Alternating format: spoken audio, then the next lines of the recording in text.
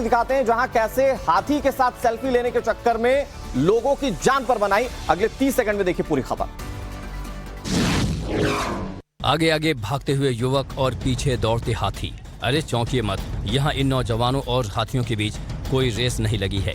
ये युवक अपनी जान हथेली पर लेकर भाग रहे हैं। ये मामला उत्तर प्रदेश के लखीमपुर खीरी का है। सेल्फी लेने के चक्कर में ये तीनों युवक हाथियों के झुंड के करीब चले गए। फिर क्या था, हाथियों ने इन्हें खदेड़ दिया। भागता हुआ एक युवक जमीन पर भी गिर जाता है, फिर वो किसी तरह खुद को संभालता है।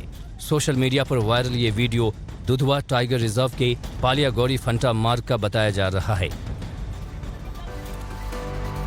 तो फ्रेश एंड फास्ट में आपको बताएंगे कि क्या वाकई आपको 15 रुपए प्रति लीटर पेट्रोल मिलने वाला है। पूरी खबर के लिए बने रहिए इस बुलेटिन में। लेकिन इस वक्त एक बड़ी अहम खबर आपको बता दें जो आसमानी आफत से जुड़ी हुई। देश के कई हिस्सों में भारी बारिश ने लोगों की परेशानियों को बढ़ा दिया है।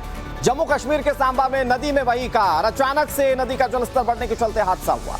ड्राइवर ने किसी तरह से अपनी जान बचाई, लेकिन तस्वीर आपको बता देंगी कितनी मुश्किल में थी ड्राइवर की जान। स्थानीय लोगों ने बताया कि रोड से गुजरते वक्त अचानक बहाव बेहद तेज हो गया और कार चालक गाड़ी को हैंडल नहीं कर पाया। इसी बीच पानी की तेज धार कार को बहा कर ले गई, लेकिन ड्राइवर ने बहुत मुश्किल से अपनी जान बचा ली। ये सांबा जम्मू कश्मीर की तस्वीरें हम आपको दिखा रहे हैं। कई बार तेज बहाव के आगे सब कुछ बेबस हो जाता है और आप उसकी एक बड़ी वानगी देख रहे हैं इस तस्वीर के जरिए। देखिए भारी भरकम कार है, लेकिन जब ये गुजरने की कोशिश यहां से कर रही होती है, इस नाले को पार करने की जब कोशिश कर रही होती है, अचानक पानी का तेज बहाव इस कार को अपनी चपेट में ले लेता है और उसके बाद ये डिसबैलेंस होकर कैसे बहने लग जाती है आप इस तस्वीर को देख सकते हैं। बड़ी बात यह है कि यहां पर ड्राइवर ने किसी तरह से अपनी जान बचा ली। अब एक और तस्वीर आपको दिखाते हैं। तस्वीर उत्तराखंड से सामने आई, जहां पौड़ी के Rajaji national park tiger reserve में अचानक नदी का पानी बढ़ जाने से एक थार नदी में फंस गई। इस दौरान ड्राइवर गाड़ी के अंदर ही फंसा रहा। बाद में पुलिस को इसकी जानकारी दी गई और फिर ट्रैक्टर की मदद से गाड़ी को बाहर निकाला गया।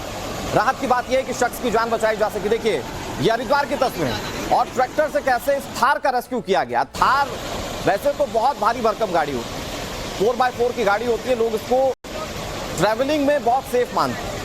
कहते हैं कि ये पहाड़ियों पर आसानी से चढ़ जाती है और यहाँ पर इसके चक्के जाम नहीं होते, लेकिन पानी के आगे किस तरह से बेबस हो गई आप इन तस्वीरों में देख सकते हैं। ट्रैक्टर के माध्यम से इसे रेस्क्यू करना पड़ा। राहत की बात यह रही कि यहाँ पर भी ड्राइवर की जान बचाई जा सकी। इस बीच एक और बड़ी खबर हरिद्वार से। हरिद्वार गंगा में डूबते शख्स को बचाने की तस्वीरें सामने आई है। नहाते वक्त गंगा नदी में डूबने लगा एक कांवड़िया। पुलिसकर्मी ने शख्स की जान बचा ली। तेज बहाव में शख्स ने अपना संतुलन खो दिया था। हरिद्वार पुलिस ने यह वीडियो शेयर किया और साथ ही लोगों से नदी की गहराई में ना जाने की अपील की। गनीमत तो ये रही कि पुलिसकर्मी ने शख्स को देख लिया था और इसके चलते इसकी जान बचाई जा सकी। तस्वीरें इस वक्त टीवी स्क्रीन पर आपके सामने, ये हरिद्वार की तस्वीरें हैं। लोग धार्मिक क्रियाकर्म के लिए यहाँ पर जाते हैं और गंगा में डुबकी लगाते। कई बार लोगों के लिए मुसीबतें बढ़ जाती हैं। ये मुसीबतें इस वक्त इसलिए ज्यादा बढ़ जाती हैं क्योंकि बारिश के मौसम में ऊपरी इलाके से पानी का बहाव बहुत तेज होता है और इसीलिए जो गहराई में अगर जाता है शख्स तो वो अपनी जान जोखिम में डालता है। इसी बात को लेकर अपील हरिद्वार पुलिस ने की कि गहराई में श्रद्धालु ना पहुंचे। यहाँ पर कितना मुश्किल से ये रेस्क्यू किया गया आप इस तस्वीर में देख सकते हैं। और आगे बढ़ते हुए आपको गुरुग्राम की तस्वीरें दिखाते हैं। यहाँ तेज बारिश के बाद लोग नाव लेकर सड़कों पर उतर आए। बिल्कुल ठीक सुन रहे हैं आप, लोग सड़कों पर नाव लेकर उतर आए। सड़कों पर जलभराव देखने के बाद लोग बोट चलाते दिखे। ये तस्वीरें इस वक्त टीवी स्क्रीन पर आपके सामने। गुरुग्राम में भारी बारिश जिसके चलते नदियां मानो सड़कों पर उतर गई हैं और ऐसे में यहां पर लोग चलने की बजाय अब नाव का सहारा लेने लगे। हाईटेक सिटी है गुरुग्राम और जरा सोचिए सड़कों पर पानी इकट्ठा है और इसीलिए शायद या तो बोटिंग का लुत्फ लेने के लिए यह शख्स बोट के साथ उतर गया या फिर प्रशासन को आईना दिखाने के लिए।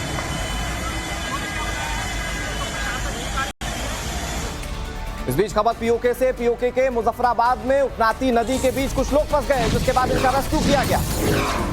मुजफ्फराबाद में 4 लोगों का रेस्क्यू किया गया। झेलम नदी की तेज बहाव में ये लोग फंस गए थे। रेस्क्यू टीम ने ट्रॉली के सहारे लोगों को बचाया है। ये झेलम नदी की तस्वीरें हम आपको दिखा रहे हैं और कितने तेज है पानी के बहाव इसमें आप आसानी से समझ पाएंगे। ये तस्वीरें बताएंगी आपको कि कितने मुश्किलात में थी जान, लेकिन इसे वक्त रहते बचा लिया गया। हर तरफ पानी ही पानी, लेकिन नदी के बीचों बीच कैसे देवदूत बनकर कुछ लोगों ने रेस्क्यू को पूरा किया आप इन तस्वीरों में देख सकते हैं। 4 लोगों की जिंदगियां यहाँ खतरे में थी और इन 4 लोगों की जिंदगियों को बचाने के लिए अपनी जान जोखिम में डालकर रेस्क्यू टीमें वहां पर पहुंची और उपनाते नदी के बीच से इन लोगों को रेस्क्यू किया गया। ये तस्वीरें झेलम नदी को लेकर सामने आई है और यहाँ पर तेज बारिश के चलते कैसे मुश्किलात यहाँ पर भी बढ़ गई हैं ये आप तस्वीरों में देख सकते हैं। तो ये तस्वीरें इस वक्त टीवी स्क्रीन पर आपके सामने, और जैसा कि हमने पहले भी कहा कि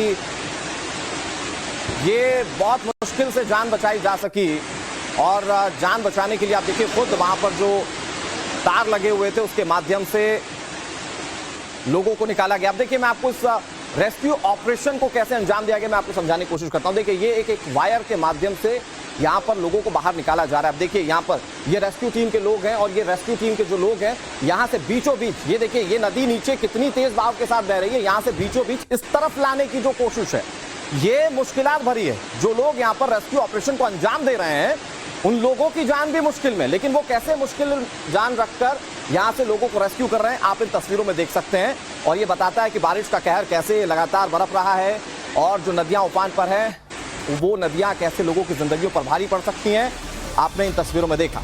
अब आपको बारिश की दो और तस्वीरें दिखाते हैं। पहली तस्वीर मुंबई के साइन इलाके की होगी जहां तेज बारिश के बाद जलभराव देखने को मिला, और दूसरी तस्वीर दिल्ली के नजफगढ़ की हम आपको दिखा रहे हैं। बारिश के बाद यहां सड़क धंस गई और जेसीबी उसी में फंस गई। दो तस्वीरें, सायन की तस्वीर आप देख लीजिए, ये कमर्शियल कैपिटल मुंबई की तस्वीर हम आपको दिखा रहे हैं। यहां पर भी लोग छाते को लेकर पानी के बीच से गुजरने पर मजबूर है, और यहां पर तो देखिए कि पूरी की पूरी सड़क ही धंस गई, और सड़क चूंकि धंस गई थी तो वहां पर जेसीबी जो दूसरों को रेस्क्यू करती है अब उसको खुद रेस्क्यू की जरूरत पड़ गई।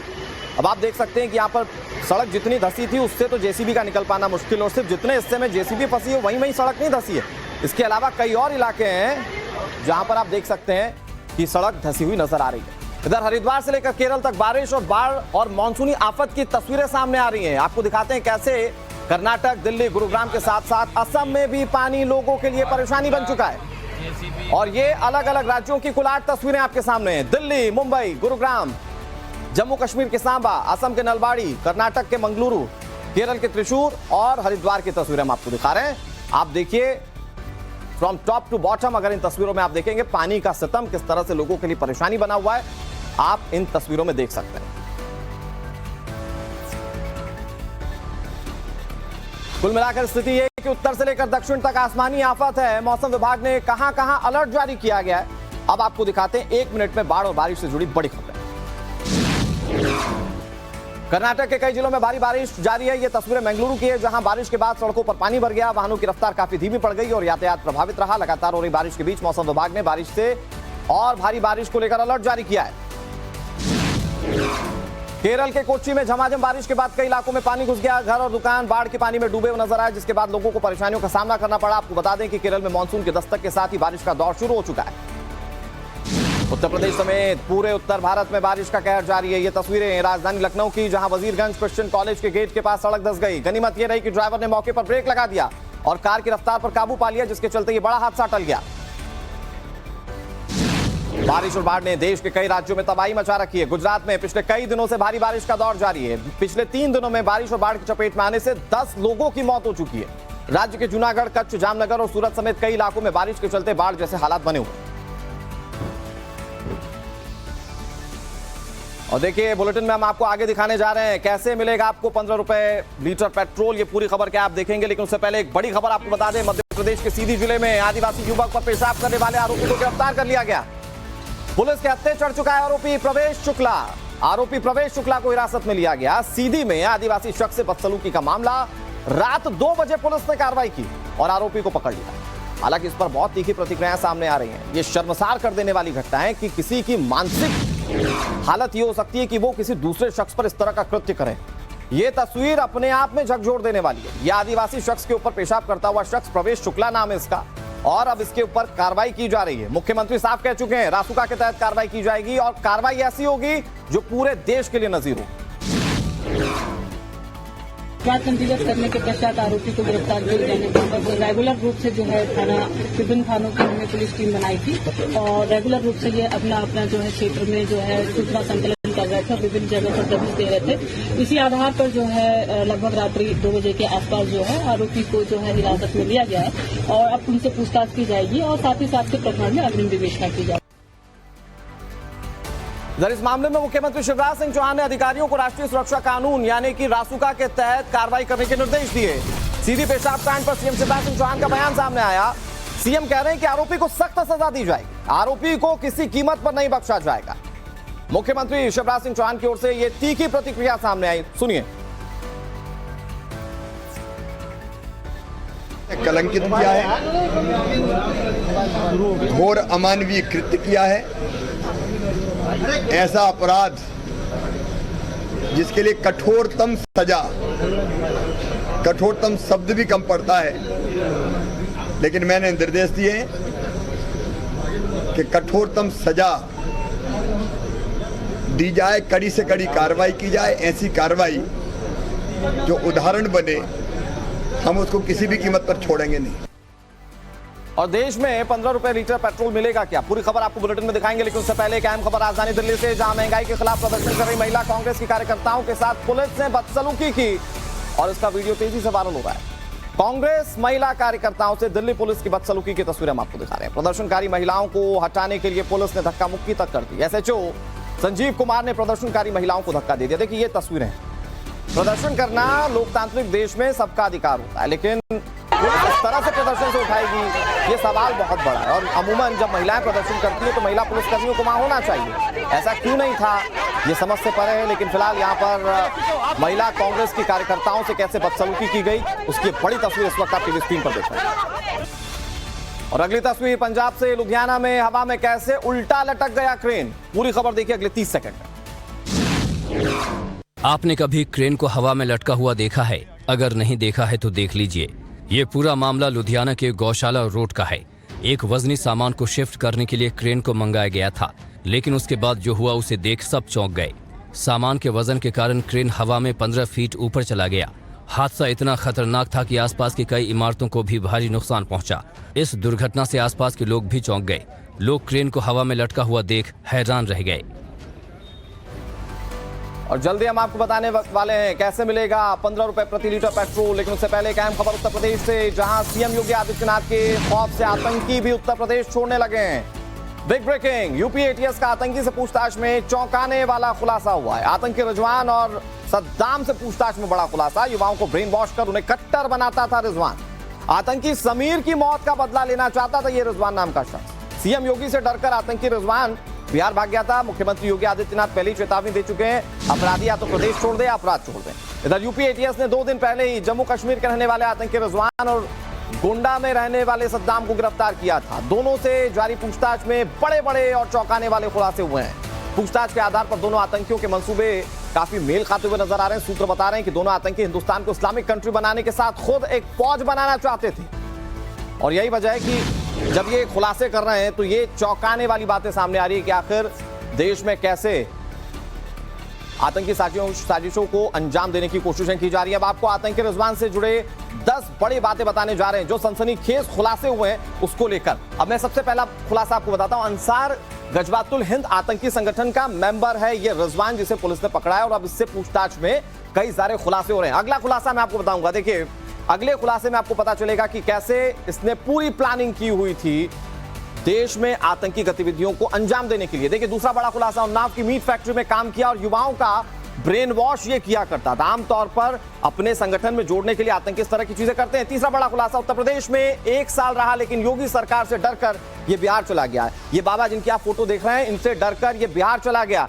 बिहार में मुस्लिम युवाओं को आतंकी संगठन में जोड़ने की साजिश लगातार करता रहा और उस साजिश को ये कितना अंजाम दे पाया फिलहाल ये सवाल है, लेकिन इसने ये बात बताई है। आतंकी समीर टाइगर अकीब खान की मौत का ये रिजवान बदला लेना चाहता था, यानी कि अपने आकाओं का बदला लेना चाहता था। आतंकी रिजवान ने तिरंगे से अशोक चक्र हटाने की भी कसम खाई थी। भारत जो कि लोकतांत्रिक देश है, इसे मुस्लिम मुल्क में तब्दील करना चाहते थे ये।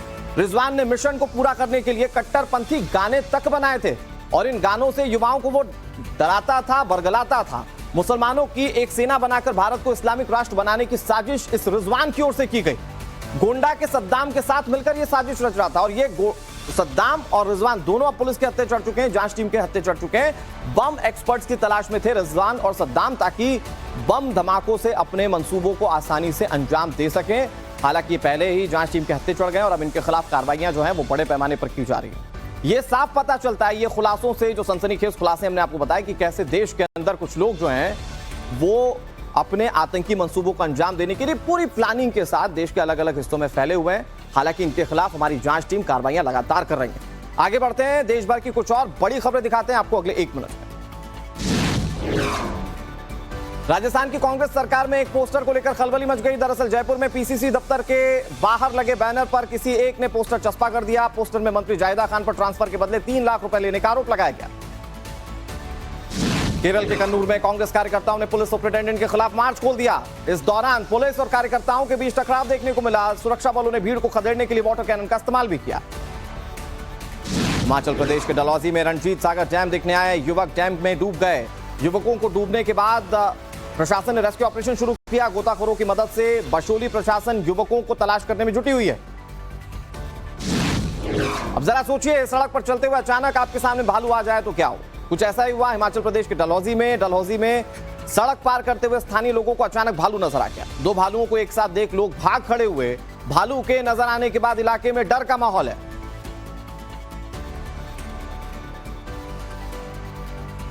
और जिस खबर का आपको इंतजार है, यानी कि पेट्रोल कैसे मिलेगा 15 रुपए लीटर, ये आपको बताएंगे अब से कुछ ही देर में। लेकिन उससे पहले महाराष्ट्र की सियासत से जुड़ी एक अहम खबर आपको बता देते हैं। एनसीपी के 2 धड़ों के बीच शक्ति प्रदर्शन आज देखने को मिलेगा। अजीत पवार ने सांसद, विधायक और एमएलसी की बैठक बुलाई है। सुबह 11 बजे एमईटी बांद्रा में अजीत गुट की बैठक होगी, तो शरद पवार ने आज बुलाई है नेताओं की बैठक। वाईबी चौहान सभागार में शरद पवार गुट मंथन करेगा। शिवसेना के बाद एनसीपी का भी वही हाल हुआ जो कि शिवसेना में टूट के बाद हुआ था। बीजेपी गठबंधन में शामिल होने को लेकर एनसीपी खेमा अब 2 गुटों में बटा हुआ नजर आ रहा है। हालांकि अब तक ये साफ नहीं हो पाए शरद या अजीत गुट में किस गुट के पास संख्या बल है। ऐसे में दोनों गुटों की आज होने वाली बैठक सीनियर पवार और जूनियर पवार के बीच शक्ति परीक्षण है, जिससे यह साबित हो जाएगा कि एनसीपी की असली पावर किस पवार के हाथ में। संकट के घड़ी में जो संघर्ष का समय चल रहा है राष्ट्रवादी कांग्रेस का, शिवसेना भी 1 साल से यही संघर्ष कर रहा है। तो हम सब महाविकास आघाड़ी के बैनर के नीचे हम एक साथ हैं, ये हम बताते हैं बार बार। आज उद्धव ठाकरे साहब और पवार साहब से भी बातचीत की है, दोनों ने एक दूसरे के साथ। और सभी नेता, कांग्रेस हो, चाहे राहुल गांधी जी हो, चाहे पवार साहब हो, चाहे उद्धव ठाकरे जी हो, निरंतर एक दूसरे के संपर्क में है। सवाल ये है कि जब इस तरह की सियासत हो रही है तो दोनों खेमों की रणनीति क्या है। तो अब आपको ग्राफिक्स के जरिए समझाते हैं कि पवार वर्सेस पवार में रणनीति है क्या। दरअसल शरद पवार खेमे के जितेंद्र आवाड़ ने विहिप जारी किया है, तो अजीत पवार खेमे के अनिल पाटिल और अमोल मिटकरी ने विहिप जारी किया। शरद पवार खेमे में विधायकों को यह विहिप जारी किया, तो अजीत पवार खेमे ने सांसदों, विधायकों, एमएलसी और जिला प्रमुखों की बैठक बुला ली।